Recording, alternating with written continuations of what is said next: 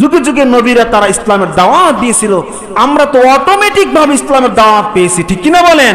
আমার তো কষ্ট করতে হয় নাই, আমাদেরকে কষ্ট করতে হয় নাই, আমাদেরকে মার খেতে হয় নাই, আমরা মানুষের কাছে আমরা মার খাই নাই। কিন্তু দেখেন ইসলামটাকে মুহাম্মদ সাল্লাল্লাহু আলাইহি সাল্লাম কমপ্লিট করেছিল। আল-ইয়াউমা আকমালতু লাকুম দীনাকুম ওয়া আতমামতু আলাইকুম নি'মাতি ওয়া রাদিতু লাকুমুল ইসলাম দীনা। বিদায় হযরত ভাষী নবী করিম সাল্লাল্লাহু আলাইহি সাল্লাম যখন ইসলাম সম্পূর্ণ হয়েছে, আল্লাহ পাক এই আয়াতটা কোরআনের সর্বশ্রেষ্ঠ আয়াতটা আল্লাহ পাক নাজিল করেছেন যে আমি মুহাম্মদ সাল্লাল্লাহু আলাইহি ওয়াসাল্লামের মাধ্যমে ইসলামকে পরিপূর্ণ করলাম। সম্মানিত হাজিরিন, তারপরে যুগে যুগে নবী করিম, নবীরা, সাহাবায়ে কেরাম, তাবিঈন, তাবিঈন, শুহাদায়ে সালিহিন, আউলিয়ায়ে কেরাম, বুজুর্গান দ্বীন, তারা এসে এসে আমাদের কাছে ইসলামটাকে প্রচার করেছে।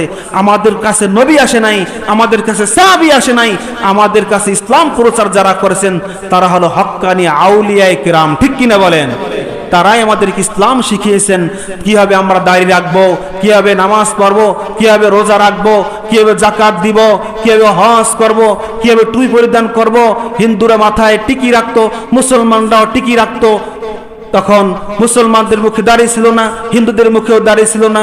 হিন্দুরাও তারাও ধুতি পরতো, মুসলমানরাও ধুতি পরতো।